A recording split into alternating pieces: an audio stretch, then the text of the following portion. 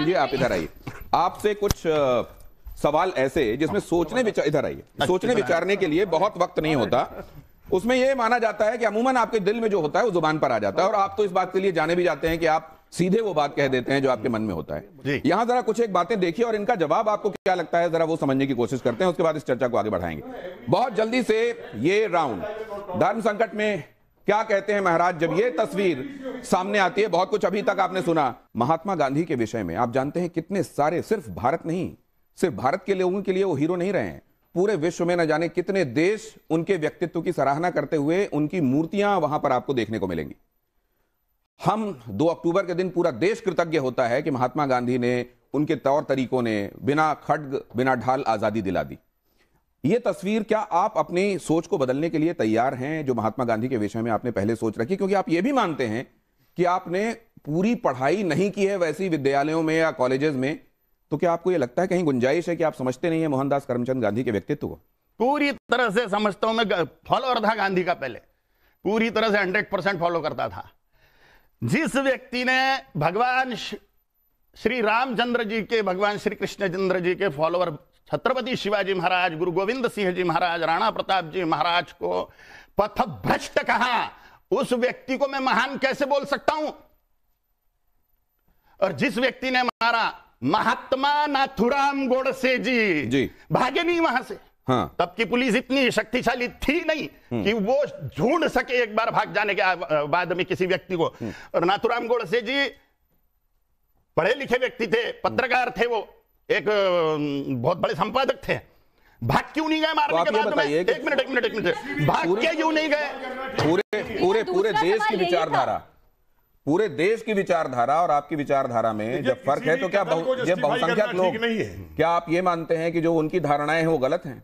मुझे किसी को कुछ नहीं, मेरी धारणाएं मेरे लिए सर्वोपरि है, मेरी मान्यता है, मेरा जितना भी पता है। अगली तस्वीर आपके सामने रखता हूं, यहां क्या आता है ये आपने बताया, क्या इनको देश के हीरो के तौर पर आप प्रोजेक्ट मेरे लिए हीरो है, मेरे लिए हीरो है, मेरा अपना जीवन है, मेरी अपनी धारणाएं हैं, मेरा अपना व्यक्तित्व है। मैं जिसको चाहे हीरो मानूं, जिसको चाहे दुष्ट मानूं।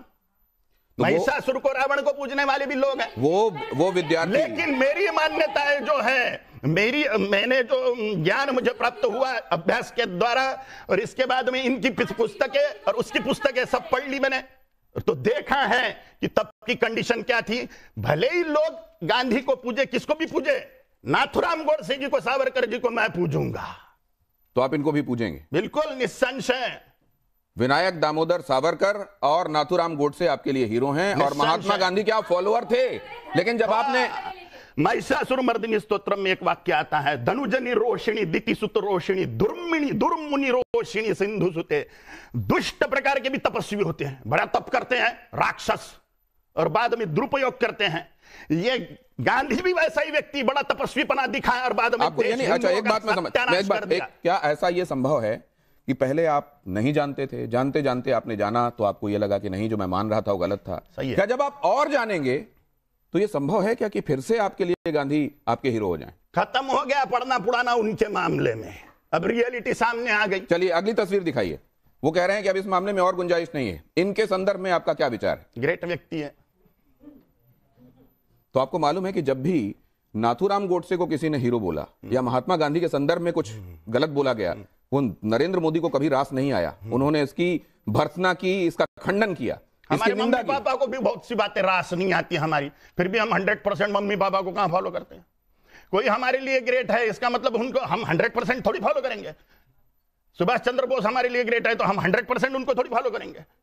भगवान बुद्ध हमारे लिए ग्रेट है, भगवान महावीर ग्रेट है, राम जी कृष्ण जी हमारे लिए ग्रेट है, लेकिन हम 100% किसको फॉलो करते हैं? अगली तस्वीर दिखाइए। वो कह रहे हैं कि हम फॉलो तो करेंगे लेकिन उसकी एक सीमा होगी। क्या कहते हैं आप इनके संदर्भ में? ये भी महान व्यक्तित्व है। तो इन्होंने एक बात कही, बटेंगे तो कटेंगे। हाँ। और मैंने आपके बारे में जो रिसर्च की, आप ये बहुत पहले से कहते रहे कि हिंदुओं को कई आधारों पर बांटने की कोशिश हुई है और हिंदू उस षड्यंत्र का शिकार होते रहे हैं, हिंदुओं को उससे बचना चाहिए। निसंशय सड़ा हुआ वर्णवाद, ब्राह्मण क्षत्रिय वैश्य शूद्र, ये सड़ा हुआ वर्णवाद जो जन्म से मान रहे हैं, 2378 जातियों का जातीयवाद, भाषावाद 17 भाषाओं का, प्रांतवाद 32 प्रांतों का, संप्रदायवाद, संगठनवाद, ये सारे वाद हिंदुओं का सत्यानाश कर रहे हैं। इन सभी वादों का हिंदुओं ने पूर्णतः त्याग कर देना चाहिए और मात्र हिंदू यह पहचान रखते हुए राष्ट्र के रक्षण के लिए, धर्म की रक्षा के लिए एकीभूत होकर वोटर बैंक बनना चाहिए, जिससे हिंदुओं की साख बने। तो क्या आपकी कही हुई बातें ही कहीं योगी जी के कान में पहुंची और उन्होंने प्रकारांतर से बात कह दी? नहीं, वो स्वयं ही ग्रेट व्यक्ति है, तो अपने ही दिमाग में उनकी बात। मैं तो बच्चा हूं। अच्छा, एक बात बताइए, के द्वारा बोलने के अनुसार तो मैं दुष्ट व्यक्ति हूं। मैं एक प्रैक्टिकल बात आपसे, व्यवहारिक बात पूछता हूं। अपनी ही जाति में, अपने ही वर्ण में लोगों की शादियों के संदर्भ में भी अपनी एक सोच रही है। अभी हमने देखा कि बिहार से एक मेंबर ऑफ पार्लियामेंट हैं, उन्होंने बात कही कि देखो शादी विवाह में तुम देख लेना कि जाति क्या है, लेकिन जब देश की बात आती है तो वहां जाति मत देखो। मतलब जाति को भी ये देखना है क्या कि यहां तक जाति रखेंगे, यहां तक जाति, फिर उसके बाद जाति का काम नहीं रहेगा, ऐसा देखना है क्या? जिनको जातियों से प्रेम है, जिनको जाति के साथ में माटी खाना है, मट्टी खाना है, उन्होंने विवाह तक के देखो। मेरा तो स्पष्ट मत है, जिनका खान पान सेम है, जिनका धार्मिक आचरण मान्यताएं सेम है और जिनकी आर्थिक कंडीशन सेम है, उन्होंने शादी कर लेनी चाहिए बिना जाति का विचार किए। ये मेरी धारणा है, ये मेरा कहना है। तो ये जब आप कहते हैं अपने फॉलोअर्स को, तो मानते हैं ये बात? पता नहीं, क्योंकि हम जिसको सम्मान देते हैं उसके 100% बात मानेंगे, ये जरूरी नहीं ना। अगली बात देखिए जरा, यहां एक अगला आपके सामने एक सवाल है कि इसमें बेहतर विचारक आपको कौन लगता है और क्यों लगता है? हेडगेवार। वजह? हिंदू राष्ट्र, हिंदुत्व का समर्थन। तो आप ये संविधान की सम्मत बात कर रहे हैं जब आप हिंदू राष्ट्र की बात कर रहे हैं? निस्संशय। कैसे? डॉक्टर बाबा साहेब आंबेडकर जी ने हिंदू लॉ लागू किया था, नेहरू ने मान्य नहीं करा।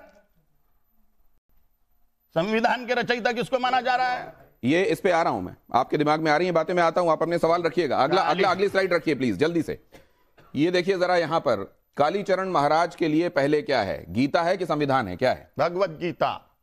भगवत गीता आपके लिए पहले? हाँ, क्योंकि कोर्ट चलता है कायदे कानून संविधान से, लेकिन वहां पर भगवत गीता पर हाथ रख के कसम खिलाई जाती है, संविधान पे नहीं।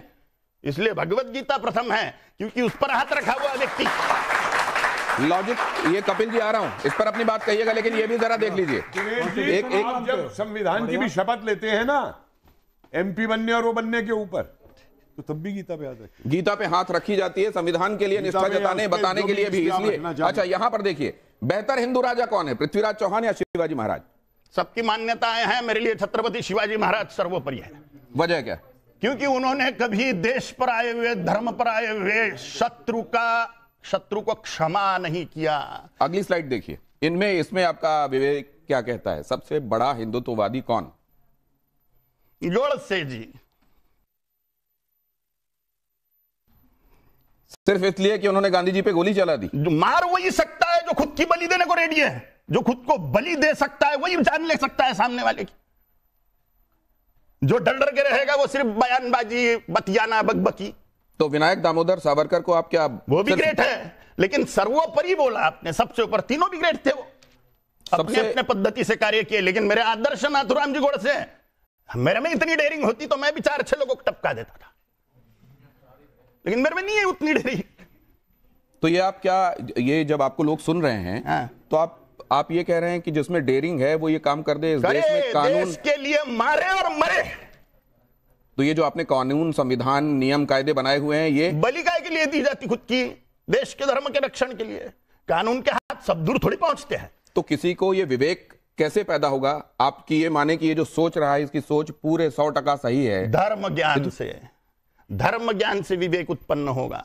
भगवत गीता पढ़े, खूब अच्छी तरह से समझे।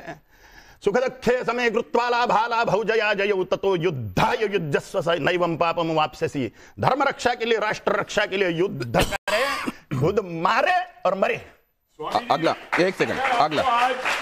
अगर आपको आज क्या संसद में आपको आज AK-47 दे दी जाए, 1000, 5000, 10,000, क्या आप यहां से हिंदुओं को उन AK-47 लेकर के बांग्लादेश में लीड करेंगे हिंदुओं को बचाने के लिए? निस्संशय। नहीं तो करिए, क्यों नहीं इकट्ठा करते? कौन दे रहा है AK-47? क्यों नहीं? खाली याद चिल्लाने लगे हिंदुओं को पैसे हो रहा है बांग्लादेश के। बात करना, बात करिए ना, इकट्ठा करिए ना।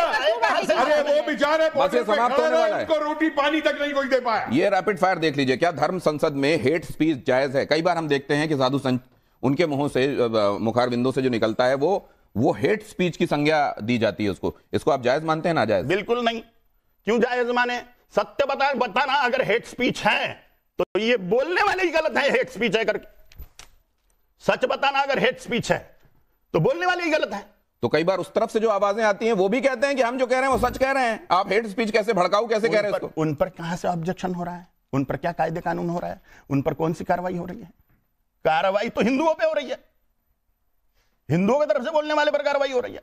अगली स्लाइड देखिए जरा, इसमें आप क्या कहते हैं? ये सवाल कहता है कि दोनों धर्म संसद में कितना अंतर है। स्वामी विवेकानंद 1893 शिकागो अमेरिका और कालीचरण महाराज जिसमें थे रायपुर छत्तीसगढ़, इन दोनों में क्या अंतर है और कौन श्रेष्ठ है? विवेकानंद ही श्रेष्ठ है, इसमें कोई संशय नहीं है। मैं कहा किधर का कौन, मैं तो बुरा आदमी हूं बहन जी के हिसाब से, झूठा हूं। विवेकानंद जी तो ग्रेट है बहन जी, आपके हिसाब से विवेकानंद ग्रेट है कि नहीं है? विवेकानंद ग्रेट है कि नहीं? असल में तो वो यहां पे होती, अगर उनकी राय ले रहा होता मैं धर्म संकट में। यहां पर अगली स्लाइड दिखाइए। सनातन धर्म की रक्षा किससे? संत से, सरकार से, संविधान। किससे सनातन धर्म की रक्षा संभव है? संत करेंगे तो, सरकार करेगी तो संविधान। सरकार करेगा धर्म की रक्षा। सरकार माने कौन? राजाओं का समूह। 4945 राजा, 4150 विधायक, 545 लोकसभा सांसद, 250 राज्यसभा सांसद। तो ये जो विचार हैं वो विचार आपके सामने आ गए। अब जरा एक बार क्विकली मैं